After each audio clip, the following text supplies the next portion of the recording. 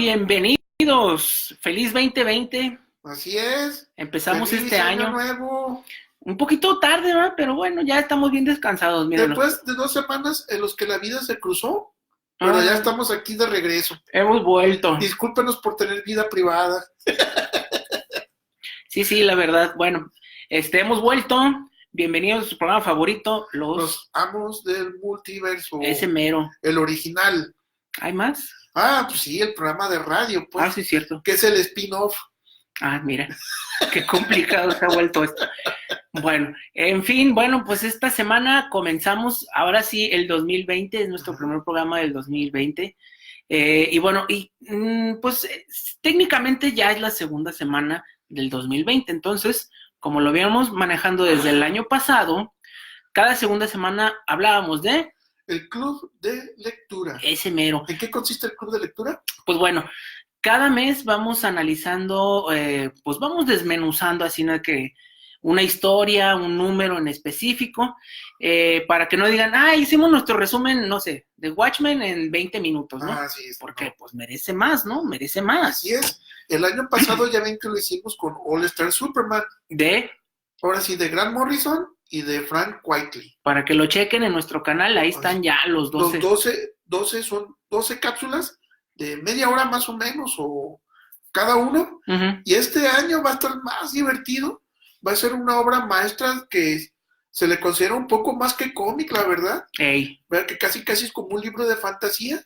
Y estamos hablando de un personaje. Es como una novela todo gráfica. El mundo le va a conocer. Como una novela gráfica, dirían los... Bueno, ya. ¿Cuál creen que vaya a ser? A ver. ¿En qué nos estamos metiendo, Ricky? Exactamente. Te digo. Este sí es de mucho análisis. Somos bien masoquistas. Es de Sandman o El Arenero, si ustedes gustan, de Neil Gaiman, ¿verdad? Te digo, es que hay que tener la tradición de las malas traducciones. ¿Por qué? Aquí una cosa bien importante es de que el año pasado con Grant Morrison era un número por programa. Aquí, como son 10 libros, vamos a agarrar un libro o un arco argumental por programa. O sea, exacto, que van a estar variando pues el número de números que vamos a estar analizando, son dependiendo de los que vengan en cada libro. Uh-huh. Aquí, por ejemplo, la estructura básica es que la obra principal de Sandman son 10 tomos, ¿verdad? 75 números. 75 números, uh-huh, que se publicaron originalmente por ahí del 89 hasta el 96, 97, ¿verdad? Sí, uh-huh, de cuando estuvieron publicando estos números. Después, que eran primero de forma mensual, y ya para el final, para Kindly Ones y los últimos arcos ya lo estaban haciendo de cada 6 semanas. Así es. ¿Por qué? Ahora sí, la complejidad de la historia y por los detalles que incluye tanto la historia misma como el arte. Y aparte porque estaba de moda, porque vendía un montón, entonces claro. Había que granjear, ¿no? Estas eran de las cosas que le dieron buen nombre a los 90, a pesar de todo un montón de porquerías que estaban publicando. Porque la década de los 90 fue muy graciosa en el sentido de que o publicaban cosas muy cutres o publicaban cosas que se volvieron de culto. Cosas que todas las compraba Ricky. Fíjate que en ese tiempo sí... Así, Don Cutre, ay. Lo hubieran visto en los 90, así, Ricky, no, estoy comprando poquito. De lo sublime a lo ridículo y de regreso. Y todo lo tiene ahí el Ricky. Sí, así es. Entonces aquí del Sandman, una cosa bien interesante. En español, afortunadamente lo publicaron. De hecho, sí debutó en la línea Vértigo, debutó con V for Vendetta. Fue la primera novela que se publicó bajo el sello de Vértigo, y ya después publicaron Sandman. Y Sandman aquí en México, ¿verdad? Aquí en México, así es. Y estos tomos estuvieron publicando a razón de, me parece que eran trimestrales o cuatrimestrales. Eran como 3 o 4 al año. Eran como 3 o 4 tomos al año. Exacto. Y al final, esta sí se publicó íntegra. Sí. ¿Verdad? Bueno, faltan algunas cosillas, y esos van a ser los extras que vamos a hablar en diciembre, porque sí, van a ser 10 números de estos. Vamos a comenzar con Preludes and Nocturnes, o Preludes y Nocturnos, pero me choca decirlo en español. Y el mes 11 va a ser el de Obertura. Exacto. Y el 12 va a ser lo inédito que no ha salido aquí, que sí hay. Así es, bastante cositas. Ok, entonces pues vamos a empezar con los primeros 8 números. La historia que después conoceríamos como Preludes and Nocturnes o Preludios y Nocturnos, ay, qué feo se oye en español, ni modo, son los primeros 8 números donde pues Neil Gaiman hace la introducción, pues se puede decir no a todos, pero así como que a los personajes principales que van a llevar la historia, ¿no es así, mi Ricky? Así es, que aquí en español les llaman los inmortales, pero en inglés se llaman The Endless Ones. The Endless, ajá. ¿Verdad? O sea que los Endless, que son básicamente representaciones antropomórficas. Así es, de lo que es el deseo, la muerte, el sueño, la lujuria, la... ¿Lujuria? Sí, no lujuria, era, la locura, se puede decir, la destrucción, el libro del destino. Desesperanza, destino. Así es. Hay que acordarnos que en inglés, bueno, también hay que hablar un poquito del autor, Neil Gaiman. Él es inglés y es de esos autores que, pues sí les gusta leer mucho, ¿no? Se Pero nota. Demasiado. Pues en la tradición de Alan Moore, de Grant Morrison, él tiene una tradición, pues se puede decir muy shakespeariana, le gusta mucho ser inglés por ser inglés, y hace que todo tenga como que su chiste, ¿no? Todos los 7 endless empiezan con D en inglés, entonces es Dream, Death, Desire, Destiny, Destruction, Despair. ¿Y cuál otro? El de la locura, pero no me acuerdo. Bueno, son 7. Pero en este tomo nada más vamos a ver a los que son, se puede decir, los protagonistas, y luego a ratos Sandman tampoco no es protagonista, es como que presenta, es la muerte, Death, que ella aparece en el último número de este recopilado, que es el 8, y obviamente pues el título principal, ¿no? Que es la muerte, que es el sueño, Sandman, Dream, Morfeo, etcétera, etcétera, etcétera, ¿no? Y bueno, pues creo que también está interesante hablar un poquito de cómo Gaiman llega aquí, ¿no, mi Ricky? Sí, claro. Pues dele. ¿Verdad? Fíjate, déjame ver si me acuerdo, eso, fíjate que ahí sí me agarraste, hace tiempo que no había leído cuál fue la génesis de este personaje, pero pues básicamente era de que los 80, estamos hablando del 87, más o menos, era de cuando Karen Berger, ella fue a Inglaterra junto con Dick Giordano, porque querían hacer lo que era la invasión inglesa, ¿verdad? Era traer, ahora sí que nuevos voces creativas al universo DC, y entonces ellos viajaban a Inglaterra porque ya tenían conocimiento de Alan Moore, tenían conocimiento de Grant Morrison, y hasta Karen Berger, lo chistoso es que Neil Gaiman, en lugar de que ella lo buscara, él lo empezó a buscar a ella, porque antes él era journalist o vamos a decir reportero, pues, de que entonces él sabía cómo escribir, tenía el oficio y quería dedicarse al campo de los cómics. Sí. Entonces, el único contacto pero ya había hecho algo de cómics, ¿no? Ya había escrito para 2000 AD. Bueno, y también, si recordamos... Cages, con Dave McKean. Sí, también recordamos aquel cáliz maldito que le llama Alan Moore el Miracle Man. Cuando Alan Moore deja Miracle Man, los siguientes 6 números, que están inconclusos y se supone que todavía los van a sacar algún día, los toma Gaiman. Entonces ya era así como que un escritor más o menos, pues no famoso, pero ya conocido, ya tenía por lo obra, menos, ¿no? En el círculo profesional. Exacto. Entonces Karen Berger, ella le lanza un reto a Neil Gaiman de que, bueno, quiero que trabajes con nosotros, ¿verdad? Entonces Neil Gaiman tenía pensado, bueno, quiero agarrar a Phantom Stranger, quiero agarrar a Constantine, quiero agarrar a Sandman. Bueno, Sandman todavía no, pero por lo menos con a Etrigan.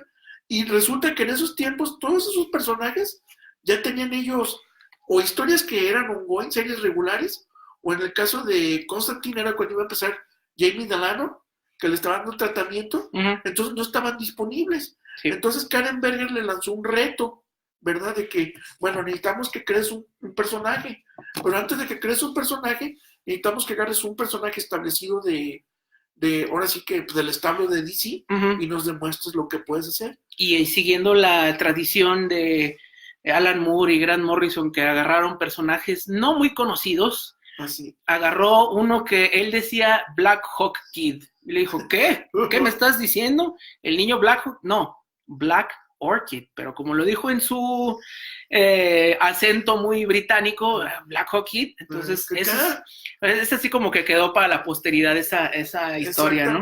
Y empezó pues con Dave McKean, que era con el que hacía Cages, y fue la prueba de fuego en la que ellos empezaron a demostrarle a Karen Berger de que sí podían trabajar en una serie regular. Que fue una miniserie de 3 números, ¿no? 3 o 4 números, sí. No me acuerdo. Esa también la imprimieron en México hace como un par de años. La sacaron Vértigo Televisa, la sacó Black Orchid. Si no la buscaron, ahí está, yo creo todavía. Sí, no fue, bueno, a mí me parece muy buena, pero no es tan popular, digo, tiene algunas cosas que lo entiendes que no sean tan populares, porque al final de cuentas es como un Swamp Thing medio light, ¿no? Ajá. Pero bueno, él estaba empezando, obviamente, estaba como que agarrando ideas, y bueno, después de eso le dan Books of Magic, ¿no? Según... Books of Magic, que también es con el Harry Potter. Bueno, que es con un personaje que Timothy se llama Hunter. Timothy Hunter, exactamente, que es previo a... Es por el tiempo de Harry Potter. Es previo. Ay, pero Rick, mira, es fan de closet de Harry Potter. Entonces, por eso dice. Pero bueno, no es cierto, fue primero. Y bueno, fue Neil Gaiman. Y ya después, esa sí fue miniserie también de 4 números. Y después, pues ya llegó el momento de decir, bueno, pues ya demostraste que tienes tablas, que eres bueno. Tienes talento. Que sabes hacerlo. Y pues, ¿qué fue lo que sucedió, mi Ricky? Pues ahora sí de que le propuso de que cuál vamos a hacer. Entonces a él se le ocurrió este personaje Sandman, pero iba a ser la versión de Wesley Dodds, que es el de la Sociedad de la Justicia, ¿verdad? Pero al final decía esta Karen Berger, mejor ¿por qué no inventamos algo nuevo? Inventamos algo de cero. Basándonos en, ¿no? Usando el mismo número. El mismo nombre, perdón. Porque en ese tiempo el Sandman pues no estaba siendo publicado o utilizado, ¿verdad? Estaba libre, por así decirlo. Okay. Entonces Neil Gaiman se echó el trompo, se echó el tiro. Exacto. De publicarlo, y fue cuando él empezó de cero. Pero lo curioso es que él dice que ese personaje, como es el señor no es el señor de los sueños, es el sueño en sí. La personificación del sueño. Humanizada. Dice Neil Gaiman que este personaje siempre existió en su cabeza. Siempre lo tuvo bien presente, tuvo bien clara. Así como le pasó a Alan Moore con Constantine, así le sucedió a Neil Gaiman con Sandman. Que él tenía una idea muy clara, y entonces buscó la ayuda de su amigo Dave McKean y de otro dibujante independiente. No me acuerdo cómo se llama esa persona. Dave McKean hizo esta portada. Así es. Que si más o menos lo ubican, esto es una fotografía de se puede decir, collage que hizo, pero todo esto era en físico, esto es madera, esto es pintura y todo esto. Es que Dave McKean se volvió famoso por las portadas porque no las dibujaba, las construía. Las construía y luego las fotografiaba. Esto es como, no sé, como de 1 metro. Está construido, hay fotos de eso. Esta es la portada del número 1. Este es el número 1 original. Ahorita le vamos a enseñar aquí adentro las demás portadas. Y bueno, es un personaje de la era dorada, el Sandman. Ya existía, como dice Ricky, es Wesley Dodds.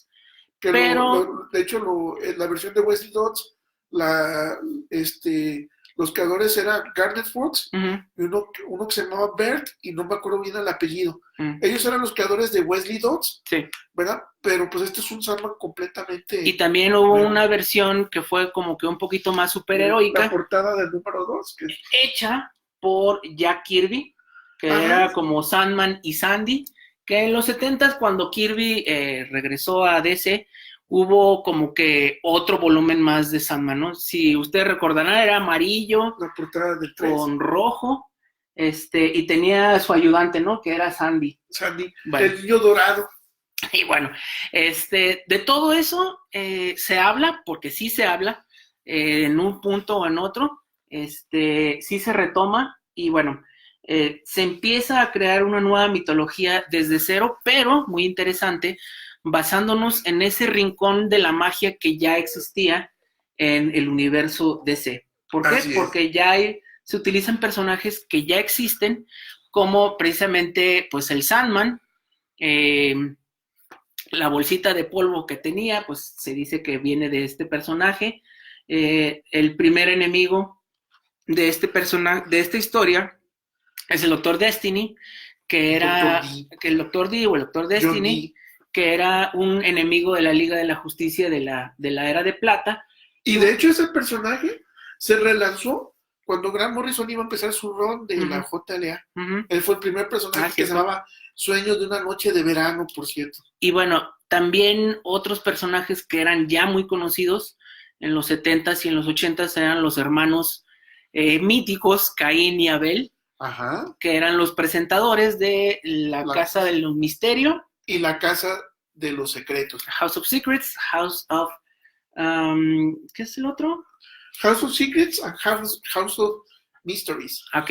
Ellos eran como que los dos presentadores y son personajes que se utilizan en esta historia como para darle bases y decir que pertenecen al universo DC, ¿no? Esos personajes, cuando los presentan en Sandman, son los personajes que forman parte del Dreaming. Exacto. Dreaming es el reino de los sueños.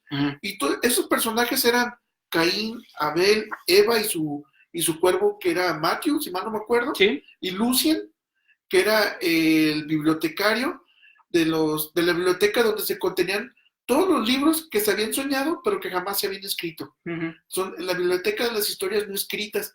Y todos estos personajes lo que tenían en común es que en los 70s todos eran como dices tú, Masaki, eran host o eran presentadores de sus propias historias de miedo. Muy al estilo de La Dimensión Desconocida, de Galería Nocturna y todo eso. Pues más bien como Cuentos de Ultratumba, ¿no? Cuentos de Ultratumba, así es.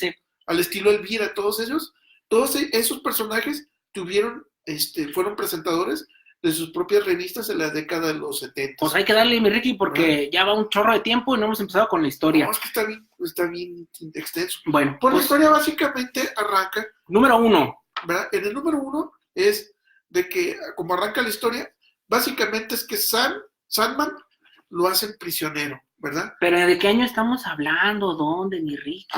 Es que danos la carnita, es lo bueno. A partir de las décadas. Estamos hablando en el año de 1916, en la víspera de la Primera Guerra Mundial. Exactamente. ¿Verdad?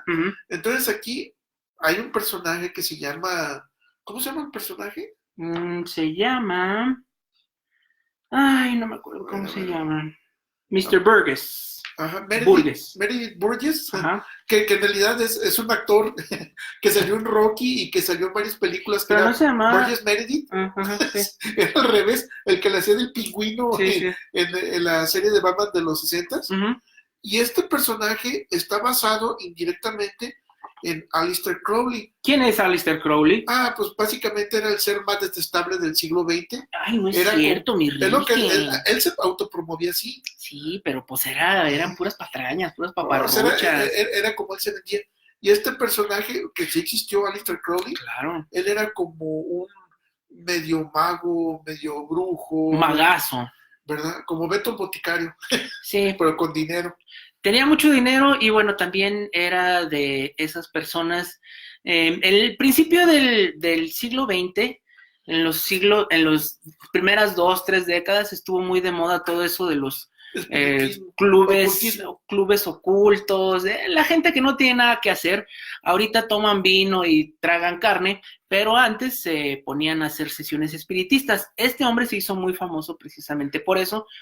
Y bueno, hizo muchos tratados, hizo muchos libros y pues hablaba pues de la energía, no era solo magia, o sea, él decía que no utilizaba magia negra, que era magia que fluía a través del sexo porque pues le gustaba mucho ese tipo de cosas. Y bueno, él fue una persona que creó varios cultos al principio del siglo XX, finales del XIX, y este personaje está más o menos basado en eso, ¿no? Que eran de esas personas que tienen mucho dinero y que crean cultos básicamente para sacarle dinero a la gente rica. Aunque acá que no tiene sí se están basando en una... De hecho, lo que pasa es que su plan es aprisionar a la muerte. Exacto. ¿Verdad? Ganar poder sobre la muerte. Pero en lugar de ser la muerte la que atrapa con su conjuro, es el sueño. Exacto. ¿Verdad? Entonces... A su carnal. Así es, y su hermano menor, porque el sueño es el hermano más joven de todos los Erles. Ajá. ¿Verdad? Y entonces, había hecho su brujería, había dicho que todo iba a resultar muy chido y precisamente con eso empieza la historia. Recordemos que como era el principio de la Primera Guerra Mundial, había como que mucho revuelo. Entonces lo que hace es que a través de un chantaje de que un bibliotecario de la Academia Real de la Biblioteca de Londres le pide un libro de un encantamiento que se llama el Grimorio, que ese sí existe, que también también es parte del bien basado en el Necronomicon de Necronomicon de H.P. Lovecraft. Exactamente. Pero son cosas diferentes. Sí, son cosas diferentes. Pero el Grimorio sí existe, ¿verdad? Como ajá. Dices. Y bueno, el caso es que le da este libro y ya con ese libro Burgess puede hacer su encantamiento. Uh-huh. Y bueno, se juntan todos, hacen como que un círculo de sal, muy importante el círculo de sal, y hacen la invocación. Para eso el hijo está presente, el hijo de Burgess, que es un niño, casi adolescente, un niño. Uh-huh. Y bueno, en ese momento aparece una figura en el suelo y lo que dicen es que, bueno, pues lo logramos, ¿no? Hemos agarrado a la muerte. Es la primera aparición, primer momento en el que vemos al Sandman, que trae su casco, que trae su capa, que trae pues todos sus artilugios, ¿no? Que luego van a ser importantes para esta historia. En esta historia sí, lo que era la bolsa, uh-huh, el casco y el rubí. Y la máscara, ¿no? Pues el casco, pues sí, la capa, bueno, ya. Que lo hacen al estilo Alien, por cierto. Ajá, y bueno, total que lo agarran y es lo que obviamente quería Burgess, como él ya era una persona mayor, quería alcanzar la inmortalidad y pensaba que agarrando a la muerte, pues, ¿qué iba a pasar? Pues que nadie se iba a morir, ¿no? Pero en realidad él luego se da cuenta de que su experimento falló y en lugar de agarrar a la muerte, agarra a su hermano menor. ¿Y qué sucede? Pues que empieza a haber disturbios en el sueño, ¿no? Gente que duerme y ya no despierta, o sea que no está enferma, no está muerta ni nada, simplemente se quedaron dormidas, pero duran muchísimo tiempo dormidos, anormalmente dormidos. Y bueno, y otros que soñaban pacíficamente, uh-huh, empiezan a soñar pesadillas, uh-huh, otros sueñan la pesadilla, pero la vida real, o sea que otros, el efecto es al revés, otros ya no pueden dormir, entonces también enloquecen porque su mente no tiene descanso. Y pues bueno, son como que historias que se puede decir están aisladas porque bueno, vemos que esto sucede en Inglaterra, pero los durmientes o los no durmientes están en varias partes del mundo que les afecta y esas son subplots para historias que van a venir después. Así es. O sea, todo está muy bien planeado, todo está muy bien hecho. Pero al principio lo empezaron a atar y atar y atar, porque Neil Gaiman siempre estuvo presente cómo iba a empezar y cómo iba a terminar la historia. Y bueno, el tiempo empieza a pasar, obviamente para un inmortal, pues el tiempo pasa, pero no envejece. Y poco a poco va viendo cómo se van pasando las décadas de 1916, 1929, 1939. El brujo original, el papá, fallece sin llegar a lograr su objetivo, que era vivir para siempre, pero en todo ese momento, pues le dicen, ayúdanos, dime cómo hacerlo. Morfeo no dice nada. Él está encerrado en una burbuja. De hecho, duró 72 años en su encierro, uh-huh, y siempre estuvo callado, nunca dijo nada. Dijo una cosa cuando varios años después, ya en los 60, 70, cuando el hijo, pues volvía todo eso de la magia con los hippies, con la generación hippie de los 60, le preguntó que si le podía ayudar y él dijo no. Fue lo único que le dijo. Como el meme de Bugs Bunny. En todo el tiempo que estuvo ahí, y bueno, empieza a envejecer, obviamente, el niño, empieza a pasar por varias cosas, y bueno, ya... termina en silla de ruedas. Termina en silla de ruedas, y luego ya nos vamos como que al tiempo actual de la historia, que recordemos, el tiempo actual, cuando se publicó fue a finales de los 80s, como el 88, 89, y pues bueno, ya estamos en el 89, 88, ¿cuándo? Uy, en una de las últimas pláticas que tiene este muchacho, bueno, lo que era el muchacho. Ya era anciano. Con Sandman, uh-huh, él llega con su amante porque era gay y su amante no se da cuenta de que con la silla de ruedas lo empuja y rompe el sello de sal. Exacto. ¿Verdad? Porque arrastra, va de retro, ajá, arrastra y rompe el sello de sal, muy importante, les dije. Y así es como iba a escapar Sandman de su cautiverio. Uh-huh. Luego dicen, ¿por qué sus hermanos no lo rescataron? Porque aquí los Enles no son ni superheroicos, ni son proactivos, ni nada. Son nada más reactivos y ellos estaban conscientes de que el sueño estaba atrapado, pero realmente no les interesaba rescatarlo. Y bueno, él obviamente escapa y su venganza es... ¡Uy! Es provocar el despertar eterno. Uh-huh. ¿Qué creen ustedes que es el despertar eterno? El despertar eterno significa de que tú en tus sueños piensas que ya despertaste, pero en realidad ya estás con el sentimiento de que estás levantado, estás despierto, pero en realidad te estás despertando continuamente. Siempre estás soñando que estás despertando y nunca sales de ese ciclo. Y es como una pesadilla, ¿no? No, pues una pesadilla continua. Sí. Vean, por eso le llaman ahí está.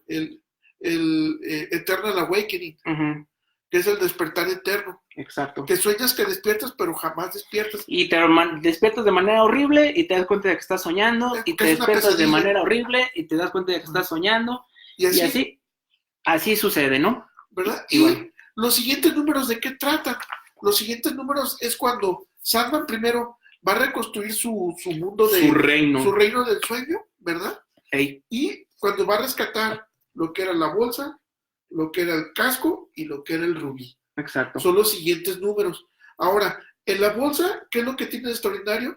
Es su un crossover, vamos a decirle, con Constantine, uh-huh, ¿verdad? Constantine le ayuda a recuperar la bolsa porque la bolsa la tenía una antigua novia de John Constantine, uh-huh, que era drogadicta. Uh-huh. Bueno, se pensaba que era drogadicta, pero en realidad era el efecto del contenido de la bolsa. Sí. Lo que tiene la bolsa son ahora sí que los polvitos de sueño, pero que uno como ser humano no se supone que debes tener acceso a esos polvitos. Porque te haces adicto, porque te da como que tu mayor anhelo, tu mayor sueño, ¿no? Así es, uh-huh, pero el problema es que mucha gente pues lo agarra como droga, uh-huh, ¿verdad? Ella, entonces, específicamente. Y así termina ella, pues termina muerta, termina como junkie, como drogadicta. Pero eso es el número 3, en el número 2 regresa a su reino. Al reino del Dreaming, que es cuando nos presentan a Lucien, nos presentan a Caín y a Abel. Representan, porque ya habían aparecido. Así representan, nos se reintroducen los personajes, ¿verdad? Y es cuando se da cuenta Morfeo de que tiene que reconstruir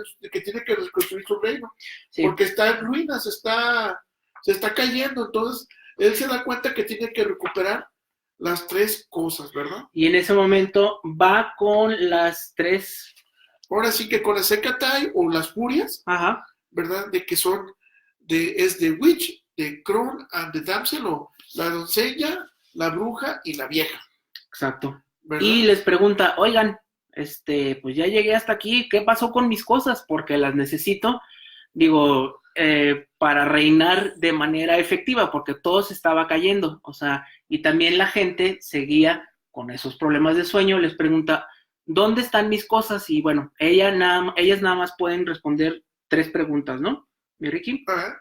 Bueno. Y otra cosa bien interesante. Y la primera pregunta es, ¿dónde está la bolsa? Y como dice Ricky, que le pregunte a John Constantine.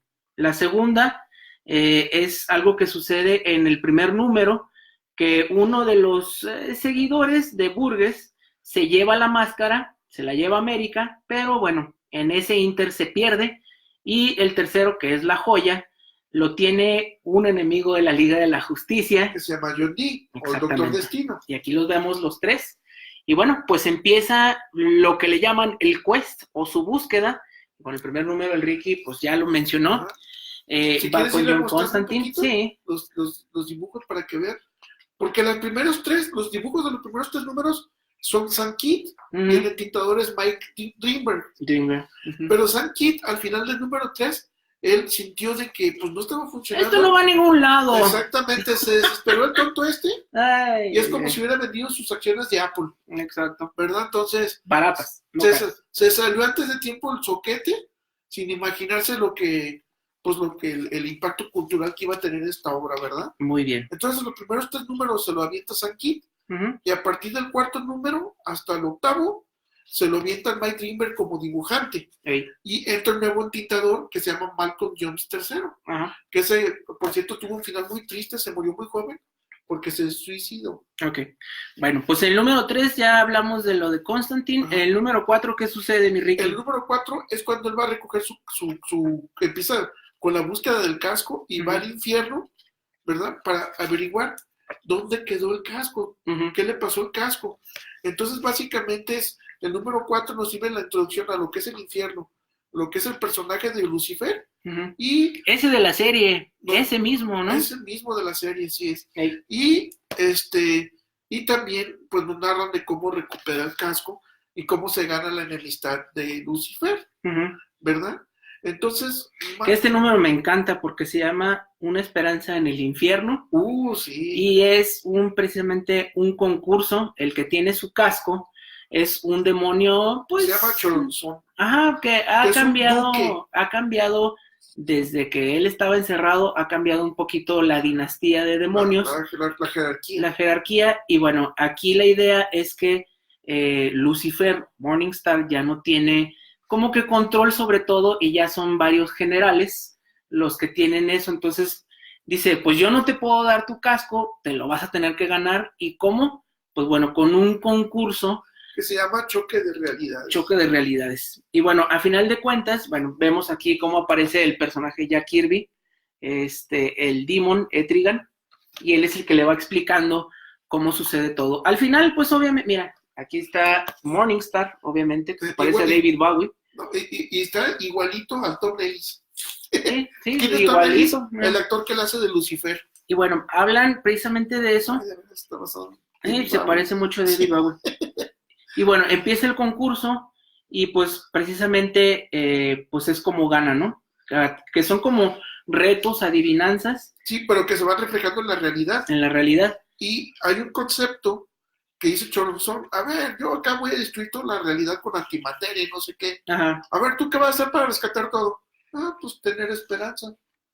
Y la esperanza es un concepto que los demonios en el infierno no conocen y no pueden contrarrestar. No, y aparte, lo que dice es que ¿de qué serviría el infierno si no hubiera la esperanza de poder salir? Lo que pasa es que cuando ya recupera su casco, Lucifer no lo pensaba dejar salir del infierno, lo que él tenía prisionero. Entonces dice que al cabo que qué poder tienen los sueños en el infierno. Y es cuando le dice Morfeo, de que, a ver, ¿qué poder tendría el infierno si los condenados no soñaran con estar en el paraíso? Ergo, el título, A Hope in Hell. Y bueno, el epílogo ya contiene donde va a seguir la historia, que es precisamente el personaje de Dee, que está en el asilo Arkham. Ahí lo vamos desde el número 1. Que por cierto, este personaje lo utilizaron para que introdujeran a los lectores de personajes de superhéroes, los introdujeran a la historia de Sandman. Bueno, y el caso es que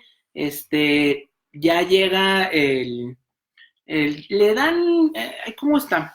Una joya, ¿no? Se la manda a su mamá, porque él estaba dentro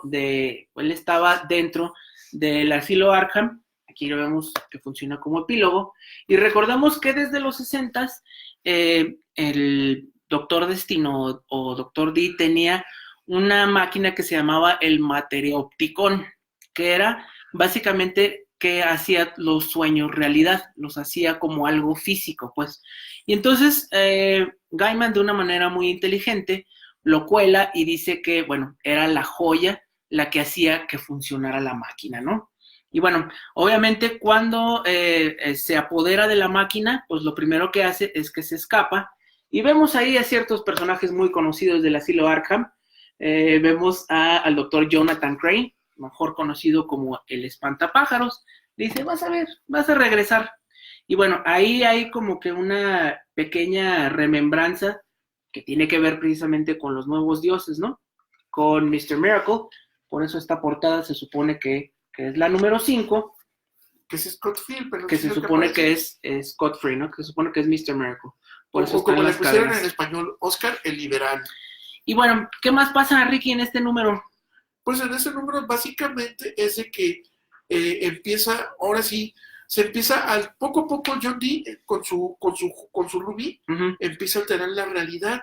Entonces mientras John Dee escapa del asilo y se dirige a la ciudad y empieza a alterar la realidad. Una muchachilla le da un writer, ¿no? Morfeo se empieza a aparecer en los sueños de los superhéroes. Ujú. Primero se aparece con Scott Free o Oscar el Liberal, si ustedes quieren. Sí. Y después se le aparece John Jones. Sí. Y curiosamente es que a Scott Free se le aparece de una manera, a John Jones se le aparece de otra manera.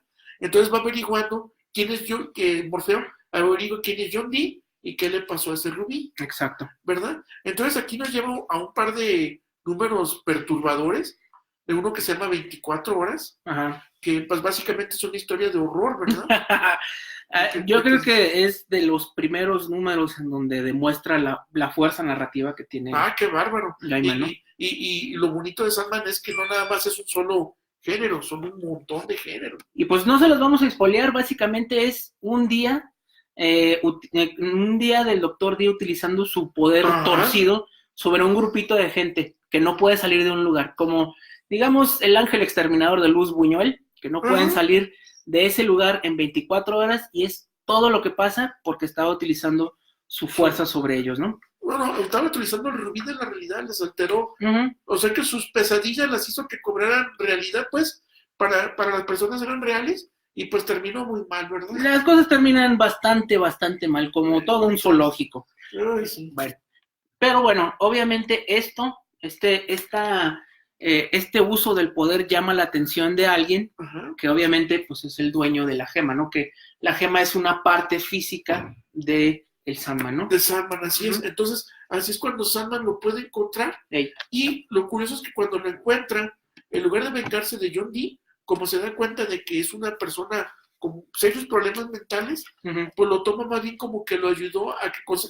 es que para derrotarlo, John Dee, lo que pasa es que Sandman de una manera manipula al Dr. Dee para que el Dr. Dee destruya ese rubí, y ese rubí libera toda la energía que es parte, si ustedes quieren, parte del alma de Sandman, que regresa a él.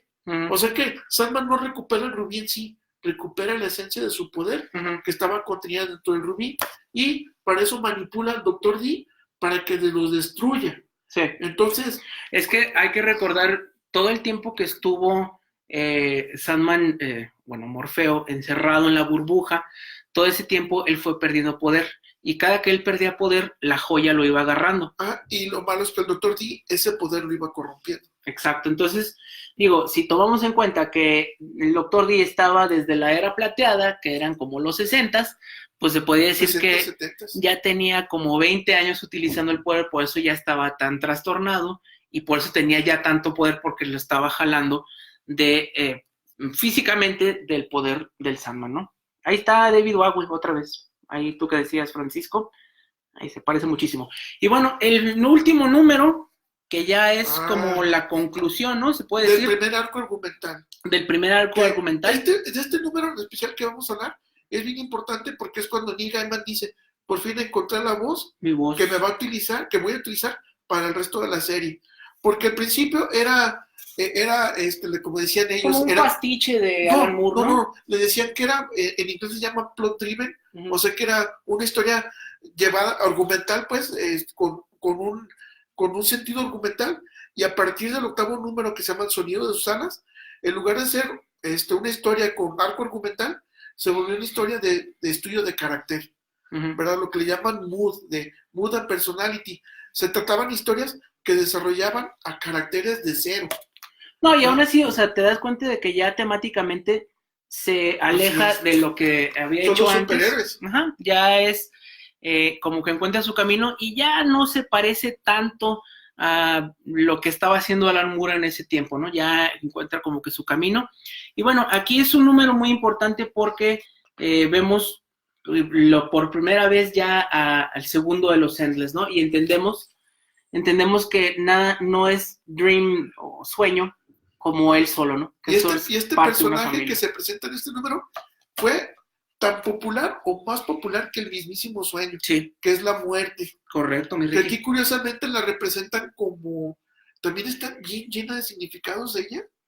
De hecho fue basada en una actriz que se llamaba Tori Amos. No, era una conocida de él que de hecho falleció hace como 2 o 3 años. Mira. Precisamente por estas fechas, hace como en enero, como por el 8, por ahí, ella falleció. No recuerdo el nombre de ella, pero Era una pero lo conocida de curioso de Neil este Gaiman. personaje es que si ustedes se fijan, tiene un tatuaje en el ojo derecho que es el Ankh, Súper chido. ¿verdad? Que es el Pichi Cool. Ustedes hagan Pichi King, por favor. Traducciones de Televisa, mira, no estoy no, inventando. no, Súper chido. Ahí que está. Es el Pichi King. Súper chido. No. Yo por eso no los compro en español, pero bueno. Pero este personaje es muy, pero muy bueno. De hecho, tuvo 2 miniseries, apareció a lo largo de toda la serie de Sandman, y era un personaje, como les digo, que rivalizó, si no es que superó la popularidad del mismo Sandman. Bueno, pues este es como que un día con la muerte, ¿no? Un día con la muerte, básicamente. Obviamente hablan de lo que pasó, dónde habías estado, pues imagínate, más de 70 años ido. Y bueno, le dice, bueno, pues acompáñame, ¿no? Tengo varias cosas que hacer. Obviamente, pues está en la ciudad de Manhattan, en Greenwich Village. Este es el Washington Square, como le llaman. Aquí lo podemos ver, esto es en Nueva York. Y bueno, va haciendo varias visitas. Y bueno, te explica más o menos cómo funciona la muerte, ¿no? Por eso se llama así, el sonido o el batir de sus alas, ¿no? Y bueno, visita a varias personas. El primero, pues, es un judío, ya entrado en años, y pues nada más le dice, no, pues, acompáñame. Y él, cuando ya se ve fuera del cuerpo, dice, ay, ya qué viejo me veo. Ya entendió que era su alma. Sí. Y después siguió una stand-up comedian al estilo una comediante. De bromas. Ajá. Que esta era la broma, si la broma estuvo en ella. Sí, ¿por qué? Se electrocutó. Y de eso sí se rieron. Ay, no. De eso sí se rieron. La pobre nunca había logrado, nunca lograron, pues nunca logró levantar su carrera como comediante. Miren, ¿no? Yo no soy. Hasta que se murió. Y pensaban que era broma, pero no. Ahí quedó. Y luego sigue un bebé. Luego sigue un bebé que se murió muerto en la cuna. Que a mí me parece fantástico lo que hace aquí, que simplemente dice, pues ya, eso es todo. Y ella básicamente dice, ya fue todo. ¡Pelas! No le dice, no, pues, perdón, pero pues así son las cosas, ¿no? Sí. Básicamente, ¿ya? Palabras más, palabras menos. Eso fue todo. ¡Pelas! Y pues bueno, después de eso, pues lo acompaña a través de Nueva York por varios tipos de muertes diferentes, ¿no? Unas con violencia, otras sin violencia.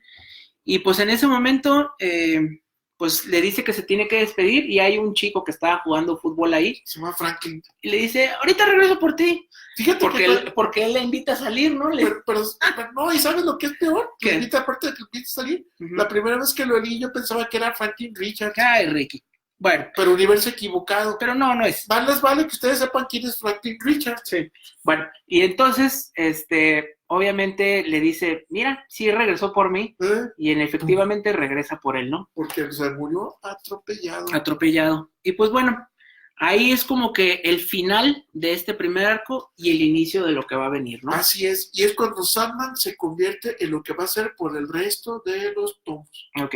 Y pues queda ahí pendiente varias historias de las que ya hablaremos después. Una muy importante, un alma de una mujer que deja en el infierno, que va a ser lo que viene en el siguiente mes. Así es. Entonces, pues esténse muy atentos. El siguiente vamos a hablar ya más de la historia, porque ahora sí nos fuimos un poquito de largo, pero había que hablar del background. Del contexto, ¿no? Así es, del contexto. Pues luego, acuérdense también de que los días miércoles tenemos nuestro programa de radio. Exacto. A las 8 de la noche, hora central de la Ciudad de México, en el canal 58, que es el 58 de AM, ¿verdad? Que es la primera estación de izquierda a derecha. Sí, pues la primera. ¿Verdad? La primerita. Sí. Entonces, todos los miércoles a las 8 de la noche es en vivo, ¿verdad? Lo pueden escuchar en algunos estados de la República Mexicana, lo pueden escuchar en el 58 de AM, pero si no, lo pueden ver aquí en vivo por medio de los Amos del Universo, del multiverso, o también lo pueden ver por internet en www.canal58gdl.com. Exacto. ¿Verdad? Y pues bueno, ya nos despedimos. El siguiente mes vamos a seguir con la segunda parte, el segundo arco, que es, ¿cómo se llama? El segundo arco, aquí le pusieron La Casa de las Muñecas. O A Doll's House. Así es. Entonces, pues síganos, esto lo vamos a subir el lunes a el canal de YouTube, ahí lo vamos a compartir en el canal. Y antes de que se me olvide, estos libros, curiosamente, están más difícil conseguirlos en español que en inglés. ¿Neta? Sí, pero tengo entendido que este año van a volver a reimprimirlos. Pues sí, porque Televisa, ¿no?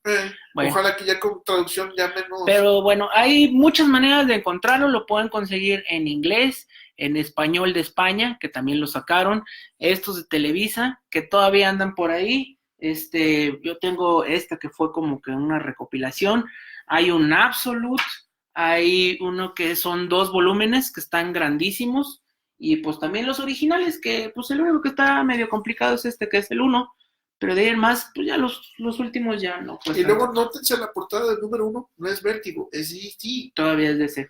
Y es el Bullet. Exacto. El mero petatero. Así pues es. Bueno, pues muchas gracias, mi Ricky. Ya empezamos. Entonces, aquí la próxima semana nos vemos con más locuras. Y acuérdense los miércoles también de participar. Les agradecemos a todos los que nos han estado mensajeando y saludando. Ahora sí que disculpen que no nos podamos leer todos, pero es que está medio caramba. Poner atención. Poner atención mientras estamos acá diciendo nuestro rollo chulero. Con un ojo al gato y otro al garabato. Así es. Bueno. Esperemos que lo disfruten y entonces ya tengan una buena tarea. Y con ustedes estuvo Ricky y Masaki. Nos vemos la próxima. Hasta la vista, bebés.